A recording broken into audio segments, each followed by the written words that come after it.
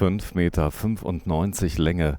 Ja, und knapp über 50.000 Euro. Das ist das, was die Leute wollen. Sie wollen ein kompaktes Fahrzeug mit den Abmaßen eines Vans. Und das haben wir hier. Ja, das Ganze auf Basis Citroën mit einem schicken schwarzen Fahrerhaus. So viel kann ich schon sagen. Keine Automatik bei Citroën möglich, aber ganz viele haben ja das Fahrzeug auch zum Camping machen, zum Urlaub machen und ja, brauchen vielleicht nicht unbedingt eine Automatik. Das ist dann auch vielen nicht so wichtig. Wir werden das Fahrzeug uns gleich mal anschauen. Es ist von Carrado. Der Name des Fahrzeuges ist Van 132, diesmal die Edition 15. So. Preis habe ich eben schon genannt, des ausgestellten Fahrzeuges 51.032 Euro. Hat schon ein bisschen Ausstattung, Markise mit dabei. Also wie gesagt, die Ausstattung hier ist schon relativ üppig hier mit drin. Und Van bedeutet, dass die Breite von dem Fahrzeug, das sieht man hier sehr schön. Wir haben also die Serienspiegel drauf. Und ich kann problemlos mit den Serienspiegeln an den Seiten vorbeischauen. V132 Edition 15, Länge 6 Meter. Ja, das Auto ist wirklich im Alltag komplett zu benutzen wie ein ganz normaler Pkw, ein Van und so weiter und so fort. Das heißt also hier ein extrem kompaktes Fahrzeug und Sie werden sich jetzt bestimmt fragen, naja, wenn es nur 6 Meter lang ist, wie ist das mit der Garage, wie ist das mit der Raumausnutzung? Kann ich damit normal im Alltag fahren? Ich kann euch sagen, mit ein bisschen Übung ist das problemlos möglich, sein ganz normales Fahrzeug gegen dieses Fahrzeug zu ersetzen.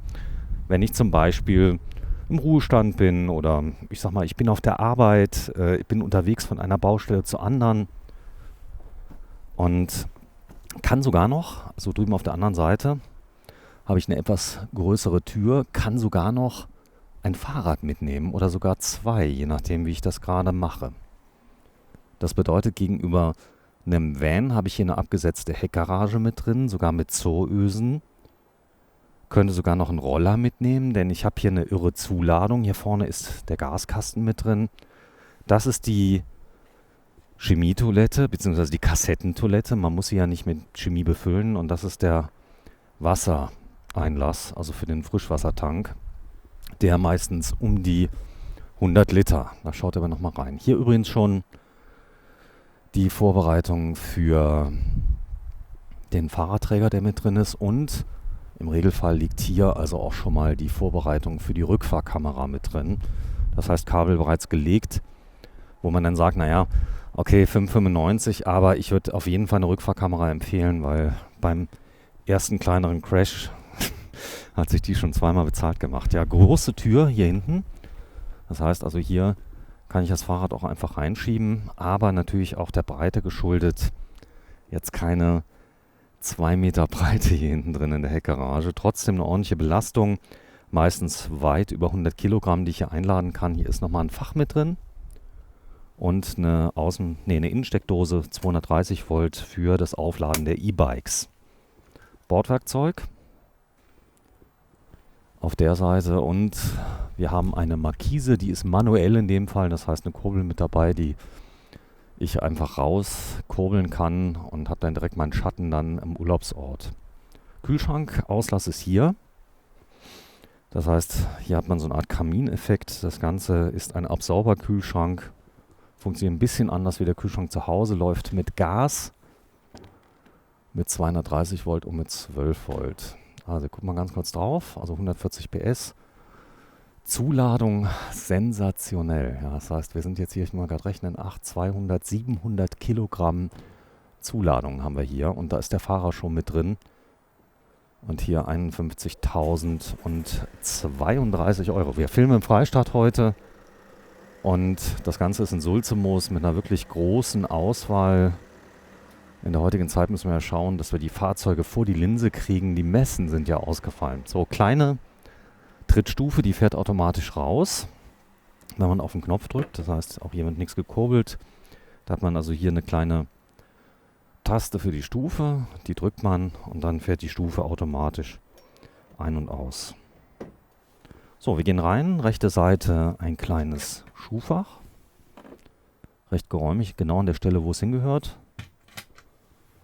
Und ich nenne es mal klassischen Grundriss, wenn Sie sowas nicht kennen. Klassisch bedeutet bei mir also keine gegenüberliegende Sitzgruppe.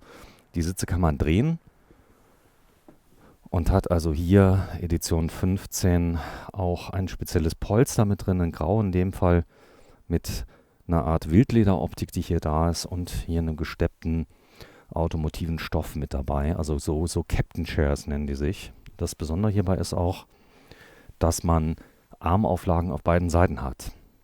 Was sehr praktisch ist, denn das Thema lange Strecken, da muss man irgendwo hin mit den Armen, und statt die jetzt runterbaumeln zu lassen, also beidseitige und höhenverstellbare Armauflagen. Ja, die Isolierung vorne im Fahrerhaus, das ist ja immer so eine Kältebrücke, die wird gewährleistet durch diesen Vorhang. Der wird einmal komplett drumherum gezogen, und es gibt noch die Möglichkeit der Nachrüstung. Das kann man eigentlich noch machen. Man kann so Plissés an der Seite nachrüsten, die man einfach zuziehen kann für den Sommer zum Beispiel, das da ist. Aber der Vorhang, der hat sich eigentlich ganz gut bewährt, weil man zusätzlich nochmal eine Geräuschisolierung hat. Man hat eine Kälte- und Wärmeisolierung mit drin. Und der große Schwachpunkt, also hier bei diesen Kastenvans, ist natürlich hier das Fahrerhaus, was da ist. 6-Gang Schaltgetriebe. In dem Fall eine Fahrerhaus-Klimaanlage, die das auch packen wird, weil so ein 6-Meter-Auto packt das. Aber was so 7, 8 Meter lang ist, da müht sich doch die Aufbauklimaanlage sehr stark, und da empfiehlt es sich, eine Zwischentür zumindest mal zu schließen, die da ist. Überall noch Ablagen für Getränke, das ist da. Elektrische Fensterheber sind mit drin. Ich habe üblicherweise auch ein Tempomat mit drin. Ist hier auf der Seite, dass ich also für lange Urlaubsfahrten einfach mal sagen kann, hier, ich mache jetzt mal 100 km/h, möglichst spritsparend, stell die ein und fertig. Ablagen habe ich mit drin. Und habe hier dann jede Menge Oberschränke mit Häfele, Beschlägen eingebaut. Hier unten habe ich dann nochmal wirklich ein massives Element mit drin.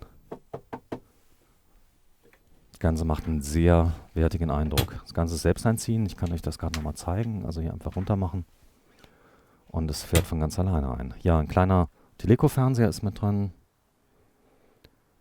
Und auch der läuft mit 12 Volt. Die Vorbereitung ist bereits schon eingebaut. Wir können mal aufs Dach drauf schauen, was hier so alles drauf ist. Da vorne ist die vollautomatische Sattanlage, die ist mit eingebaut. Und mal gucken, vielleicht haben wir auch ein Solarpanel mit drin. Oh, ich sehe es jetzt nicht. Aber auch das lässt sich problemlos in der Fachwerkstatt nachrüsten. Kann man dann auch mit Solar speisen. Das heißt also, die Batterie ist im Sommer auch niemals leer. Sie wird auch immer zwischengeladen, auch wenn das Fahrzeug auch mal etwas länger steht. Es sei denn, es steht natürlich in der dunklen Halle. So, insgesamt 4 eingetragene Sitzplätze, 2 Stück hier auf der Seite und auch diesen Tisch. Ich gucke mal gerade, ja, den kann man umbauen zu einem Notbett für kleinere Personen. Es gibt übrigens auch ein Bett, das ich hier vorne einfach reinlegen kann und das dann quer über die Sitze geht, falls das Enkelchen dann doch mal mitfahren kann. Da gibt es einen Bettenhersteller, der sowas macht. Ja, Spiegel, großer Spiegel mit dabei, wo ich mich also fast komplett auch drin sehen kann, wie man sieht. Und ganz wichtig, wir sind hier auf einem Van-Format. Trotzdem habe ich hier also einen Kühlschrank mit dabei, unten drunter von Tedford, der mit einem Gefrierfach ausgestattet ist, dass ich auch mal ein paar Eiswürfel machen kann.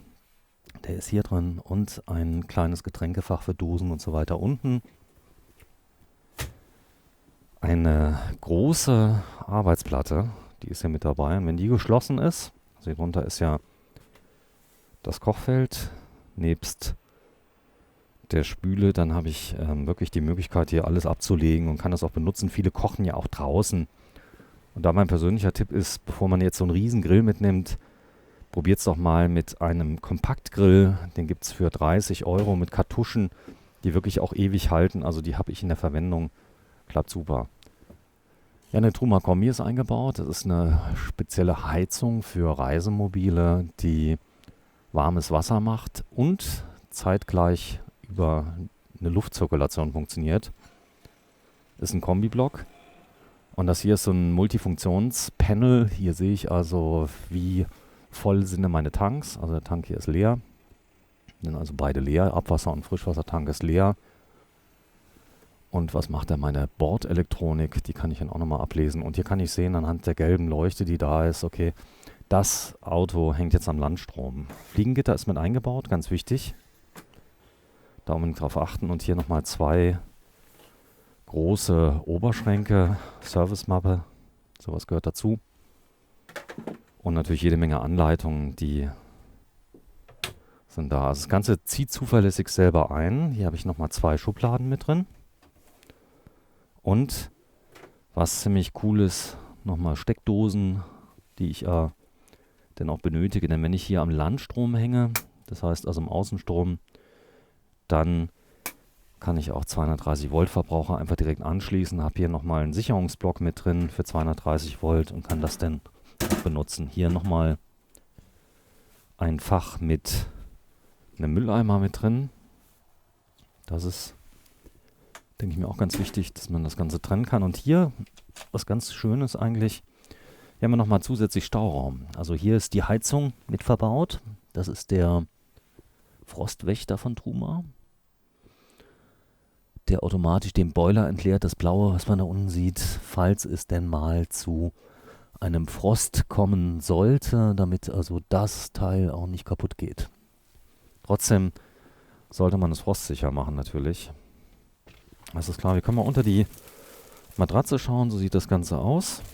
Und üblicherweise, hier bei dem jetzt nicht, kann man hier noch einen Rausfallschutz montieren. Der wird hier oben eingehangen. Das ist natürlich dafür da, dass gerade kleinere Kinder, die jetzt hier oben drauf auch schlafen sollten, vielleicht wird dann mal der Papa mit dem Sohn. Und dann habe ich hier so einen Rausfallschutz montiert, der dafür sorgt, dass die Kids nicht rausfallen. Große Liegefläche, also für 2 Personen absolut ausreichend. Ich meine, wir reden hier über ein Auto, das oft eingesetzt wird für Städtetouren auf Stellplätzen. Man kann nach Berlin fahren auf den Stellplatz. Man hat dann, ich sag mal, einen Schlafkomfort. Man kommt abends nach Hause, war vielleicht im Restaurant essen, man war vielleicht im Theater, hat sich einen Rundgang mal angeschaut. Und da muss man ehrlich sagen, also sowohl die Füße als auch die Köpfe, hier schläft man bestimmt richtig toll. Man kann sich auch noch vereinzeln. Das heißt also, hier einen Vorhang mit dabei, kann hier zuziehen. Und hat natürlich auch ein Bad mit dabei. Das Bad ist recht pfiffig gemacht, ist ein Schwenkbad. Das zeige ich euch gleich mal. Das ist jetzt die Einstellung, wie es hier ist, in Verbindung mit dem Waschbecken. Und durch Drücken dieses Hebels hier kann man also ganz einfach aus dem Waschbecken eine vollwertige Dusche machen, die so groß ist, dass man also auch mit großen Personen, ja, ich denke sogar zu zweit würde gehen, sich ein bisschen da klein macht. Aber auf jeden Fall kann man hier auch ein Kind abduschen oder auch mal einen Hund hier drin. Also das geht auf jeden Fall. Man hat eine große Dusche mit dabei und damit das Ganze auch nicht nass wird, gibt es hier nochmal zum Ausklappen so eine kleine Erweiterung. Und auf jeden Fall ist das eine Sache von Sekunden. Also ich habe hier meine Dusche mit Duschkopf. Brauche ich das Ganze denn nicht mehr, schwenke ich das Ganze einfach zurück und habe dann hier mein Waschbecken und mein Schränkchen mit dabei. Also alles, was ich brauche, wie zu Hause. Ja, denken Sie dran, Zuladung hier enorm. Das heißt, wir haben also mehrere 100 Kilo, weit über 600, 700 Kilo Zuladung. Das heißt, wir können ja bei so einem kompakten Fahrzeug wirklich noch ein paar Sachen installieren, die Freude machen, wie zum Beispiel eine Klimaanlage aufs Dach kann man noch bauen. Man kann Solar nachrüsten. Also all das gibt dieses Fahrzeug her, ohne direkt überladen zu sein. Das ist ja auch eine ganz wichtige Information, dass man also weiß, wenn man unterwegs ist, okay, das Fahrzeug hier, das hat genug Reserven, ohne dass ich also permanent, wenn ich in eine Kontrolle kommen sollte, dann Angst haben muss, ich bin überladen.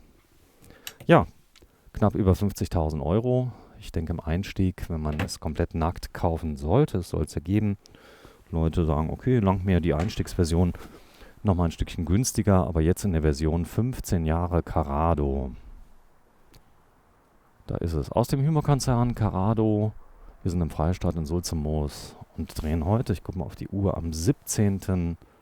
Januar 2022 der Van 132 Modell 2022 51.032 Euro in der Ausstattung hier mit der großen Zuladung. Vielen Dank fürs Einschalten, bis zum nächsten Mal. Und ja, wenn Sie gerade dabei sind, abonnieren Sie doch den Kanal German Television. Und denken Sie dran, wir haben einen neuen Kanal, da geht es um das Thema E-Bikes. Und der heißt German Television Plus. Hunderte von E-Bikes sind da drauf und da können Sie sich mal ganz genau informieren, was für ein Fahrrad könnte ich denn hier zum Beispiel dran machen, damit ich dann im Urlaubsort dann auch mobil bin, was übrigens auch geht. Man kann in das Fahrzeug hier so einen Träger dran machen für die Fahrräder. Danke fürs Einschalten. Tschüss.